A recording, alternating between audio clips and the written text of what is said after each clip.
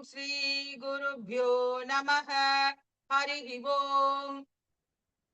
ओम श्री परमात्मने नमः। श्रीमद्भगवद्गीता अथ सप्तमोऽध्यायः ज्ञान विज्ञान योगः। श्री भगवानुवाच मय्यासक्तमनः पार्थ योगैर्युञ्जन्मदाश्रयः असंशयं समग्रं मां यथा ज्ञास्यसि तच्छृणु। ज्ञानं देहं सविज्ञानम् इदौ वक्ष्याम्यशेषतः।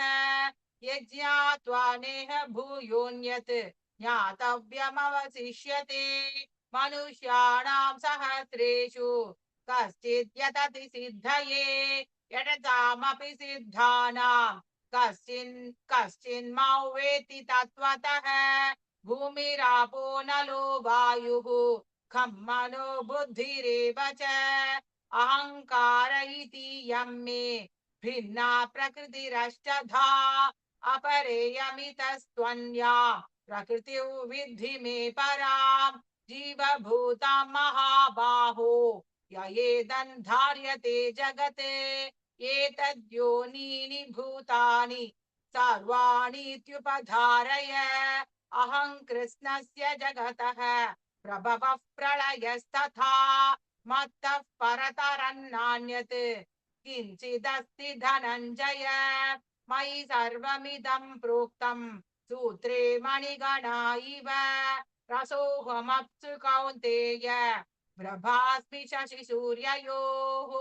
प्रणवः सर्ववेदेषु शब्दः खे पौरुषन्निषु पुण्यो गन्धः पृथिव्यां च तेजश्चास्मि विभावसौ।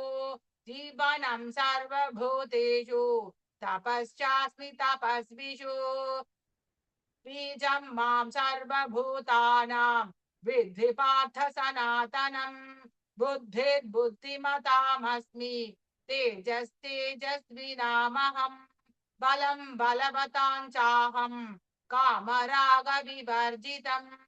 धर्मा विरुद्धो भूतेषु कामोऽस्मि भरतर्षभ। ये चैव सात्विका भावाः राजसास्तामसाश्च ये मत्त एवेति तान् विद्धि न त्वहं तेषु ते मयि।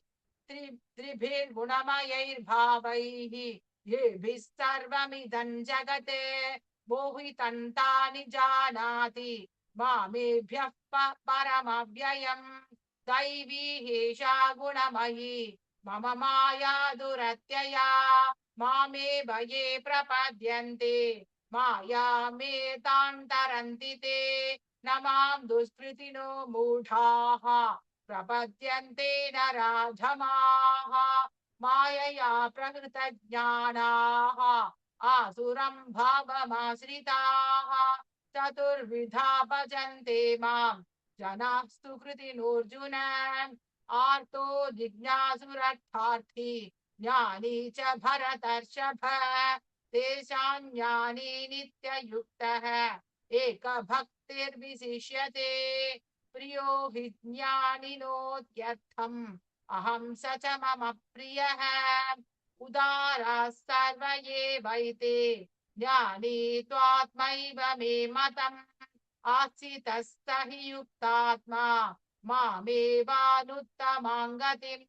बहूनां जन्मनामन्ये ज्ञानवान् मां प्रपद्यते। वासुदेवः सर्वमिति समहात्मा सुदुर्लभः।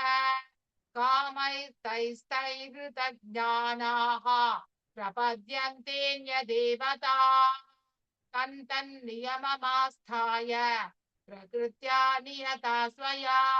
यो यो यान्तनु भक्तः श्रद्धयार्चितुमिच्छति तस्य तस्याचलां श्रद्धां तामेव विदधाम्यहम्।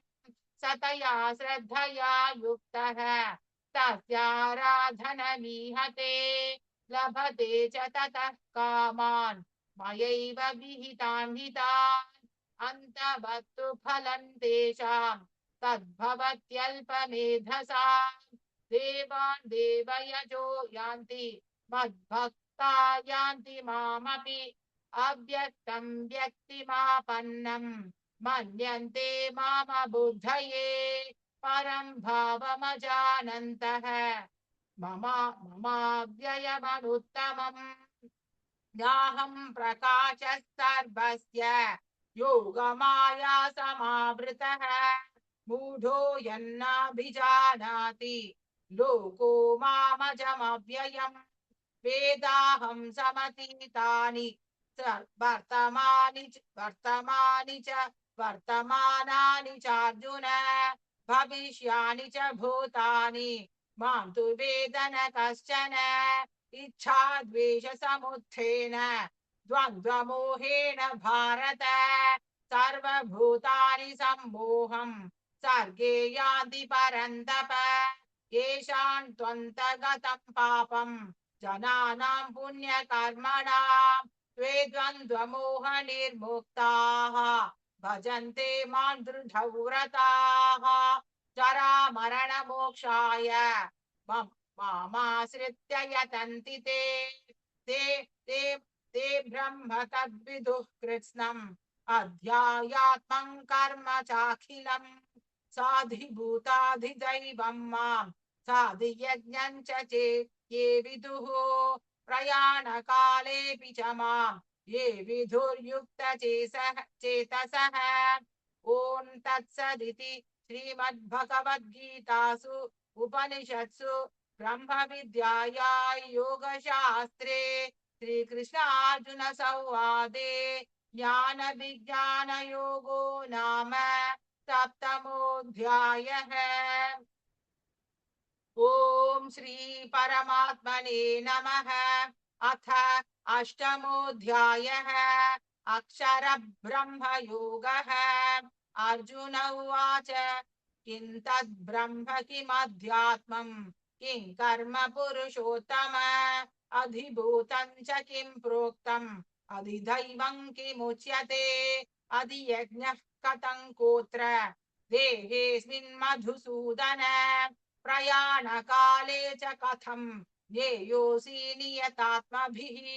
श्रीभगवानुवाच अक्षरं ब्रह्म परमं स्वभावोऽध्यात्ममुच्यते भूतभावोद्भवकरः विसर्गः कर्म संज्ञितः अधिभूतं क्षरो भावः पुरुषश्चाधिदैवतम् अधियज्ञोऽहमेवात्र देहे देहभृतौ वर अन्तकाले च मामेव स्मरन्मुक्त्वा कलेवरं यः प्रयाति समद्भावम् याति नास्त्यत्र संशयः यय्यौ वापि स्मरन् भावं त्यजत्यन्ते कलेवरम् तन्तमेवैति कौन्तेय तदा तद्भावभावितः तस्मात् सर्वेषु कालेषु मामनुस्मर युध्य च मय्यर्पितमनो बुद्धिः मामे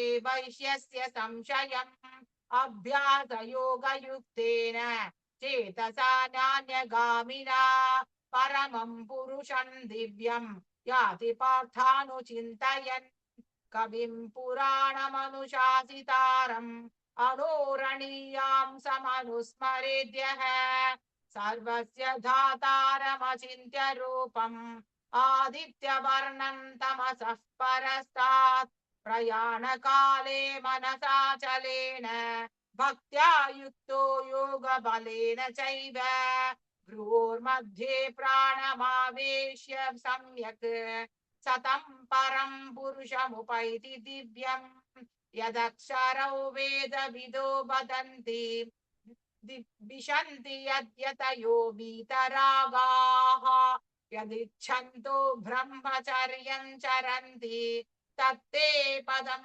संग्रहेण प्रवक्ष्ये सर्वद्वाराणि संयम्य मनोहृदि निरुध्य च मूर्ध्याध्यायात्मनः प्राणम् आसितो योगधारणा ओमित्येकाक्षरं ब्रह्म व्याहरन् मामनुस्मरन् यः यः प्रयाति त्यजन् देहं स याति परमां गतिम्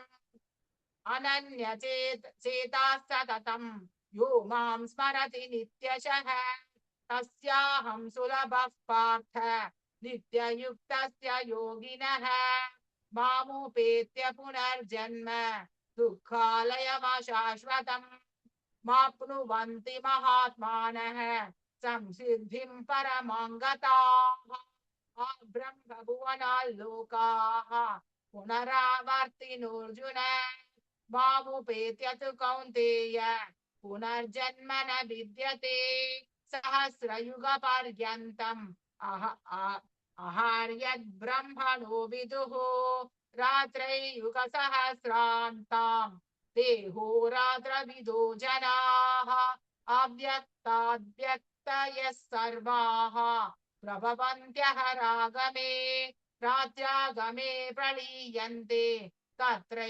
तत्रैवाव्यक्तसंज्ञके भूतग्रामस्य एवायम् भूत्वा भूत्वा प्रलीयते रात्र्यागमे वशः पार्थ प्रभवत्यहरागमे पर परस्तस्मात् भावोऽन्यो व्यक्तो व्यक्तात् सनातनः यस्य सर्वेषु भूतेषु नश्यत्सु न विनश्यति अव्यक्तोऽक्षर इत्युक्तः तमाहुः परमां गतिम् यं प्राप्य न निवर्तन्ते तद्धाम परमं मम पुरुषः स परः पार्थ भक्त्या लभ्यस्त्वनन्यया यस्यान्तस्थानि भूतानि येन सर्वमिदं ततम् यत्र काले त्वनावृत्तिम् आवृत्तिं चैव योगिनः प्रयाता यान्ति तं कालम् वक्ष्यामि भरतर्षभ अग्निर्ज्योतिरः शुक्लः षण्मासा उत्तरायणम् तत्र प्रयाता गच्छन्ति ब्रह्मविदो जनाः धूमो रात्रिस्तथा कृष्णः षण्मासा दक्षिणायणम् तत्र चान्द्रसमं ज्योतिः योगी प्राप्य निवर्तते शुक्लकृष्णे गतिह्येते जगतः शाश्वते मते एकया यात्यनावृत्तिम् अन्यया वर्तते पुनः नैते श्रुति पार्थ जानन् योगी मुह्यति कश्चन तस्मात् सर्वेषु कालेषु योगयुक्तो भवार्जुन वेदेषु यज्ञेषु तपस्सु चैव दानेषु यत् पुण्यफलं प्रदिष्टम् अत्येति तत्सर्वमिदौ विदित्वा योगी परं स्थानमुपैति चाद्यम् ॐ तत्सदिति श्रीमद्भगवद्गीतासु उपनिषत्सु ब्रह्मविद्यायां योगशास्त्रे श्रीकृष्णार्जुन संवादे अक्षर ब्रह्मयोगो नाम अष्टमोऽध्यायः। ॐ श्री परमात्मने नमः। अथ नवमोऽध्यायः राजविद्या राजगुह्य योगः। श्रीभगवानुवाच इदं तु ते गुह्यतमं प्रवक्ष्याम्यनसूयवे ज्ञानौ विज्ञानसहितं यज्ञात्वा मोक्ष्यसे शुभात् राजविद्या राजगुह्यं पवित्रमिदमुत्तमम् प्रत्यक्षावगमं धर्म्यं सुखं कर्तुमव्ययम् अश्रद्धधानः पुरुषाः धर्मस्यास्य परन्तप अप्राप्य मां निवर्तन्ते मृत्यु संसारवर्त्मनि मया ततमिदं सर्वं जगतो व्यक्तमूर्तिना मत्स्थानि सर्वभूतानि न चाहं तेष्वस्थितः न च मत्स्थानि भूतानि पश्य मे योगमैश्वरम् भूतभृन्न च भूतस्थः ममात्मा भूतभावनः यथाकाशस्थितो नित्यं वायुस्सर्वत्र गो महान् तथा सर्वाणि भूतानि मत्स्थानीत्युपधारय सर्वभूतानि कौन्तेय प्रकृते यान्ति मामिकाम् कल्पक्षये पुनस्तानि कल्पादौ विसृजाम्यहम् प्रकृतिं स्वामवष्टभ्य विसृजामि पुनः पुनः भूतग्राममिमं कृत्स्नम् अवशं प्रकृतिर्वशात् न च मान्तानि कर्माणि निबध्नन्ति धनञ्जय उदासीनवदासीनम्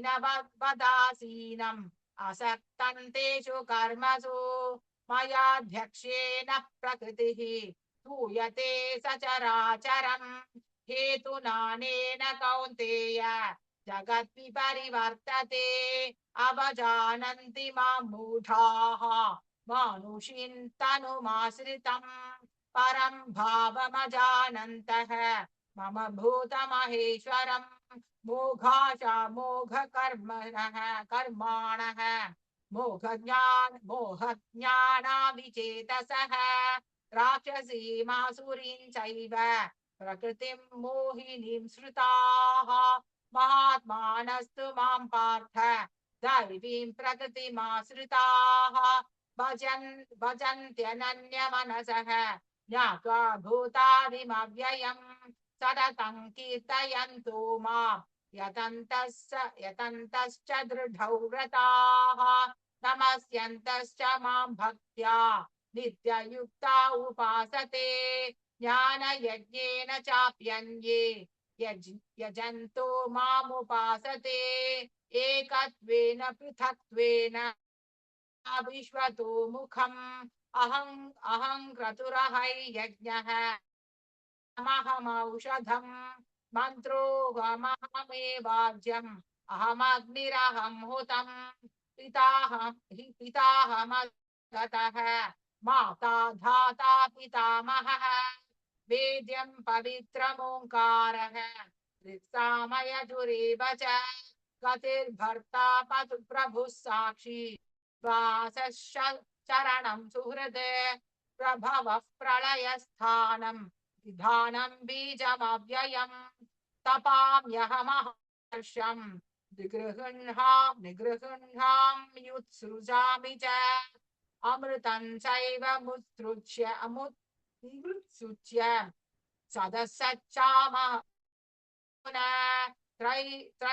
त्रैविद्या मां सोपपाः पूतपापा यज्ञेरिष्ट्वा स्वर्गतिं प्रार्थयन्ते ते पुण्यमासाद्य सुरेन्द्रलोकम् अश्नन्ति दिव्यान् एव भोगान् ते तं भुक्त्वा स्वर्गलोकौ विशालम् क्षीणे पुण्ये मर्त्यलोकौ एवं त्रयी धर्ममनुप्रपन्नाः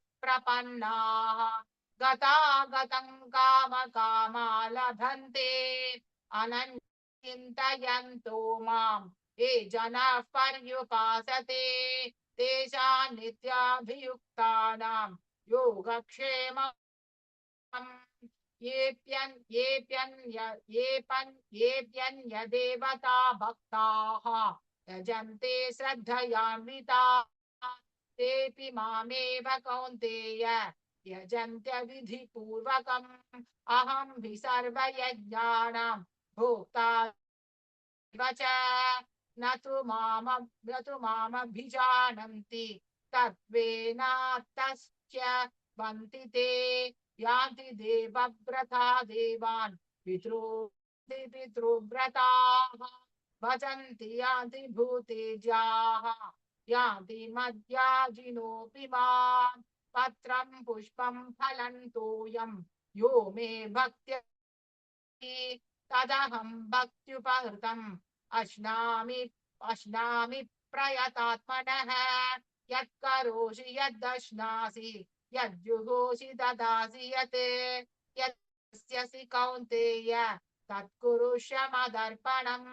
शुभाशुभफलैरेव मोक्ष्यसे कर्मबन्धनैः संन्यासयोगयुक्तात्मा विमुक्तो मामुपैष्यति समोहं सर्वभूतेषु न मे द्वेष्योऽस्ति न प्रियः ये भजन्तु मां भक्त्या मयि ते तेषु चाप्यहम् अपि चेत्सु दुराचारः भजते मामनन्यभाक् साधुरेव स मन्तव्यः सम्यग् व्यवसिता हि सम्यग् व्यवसितो हि सः क्षिप्रं भवति धर्मात्मा शश्- श- शश्वच्छान्तिं निगच्छति कौन्तेय प्रतिजानीहि न मे भक्तः प्रणश्यति मां हि व्यपाश्रित्य एपि स्युः प्रापयोनयः स्त्रियो वैश्यास्तथा शूद्राः तेऽपि यान्ति पराङ्गतिम् किं पुनर्ब्राह्मणाः पुण्याः भक्ता राजश्च यस्तथा अनित्यमसुखल्लोकम् इमं प्राप्य भजस्व माम् मन्मना भव मद्भक्तः मद्याजी मां नमस्कुरु मामे वैश्यसि युक्त्वैवम् आत्मानं मत्परायणः ॐ तत्सदिति श्रीमद्भगवद्गीतासु उपनिषत्सु ब्रह्मविद्याया योगशास्त्रे श्रीकृष्णार्जुनसंवादे राजविद्या राजगुह्ययोगो नाम नवमोऽध्यायः ॐ तत्सत्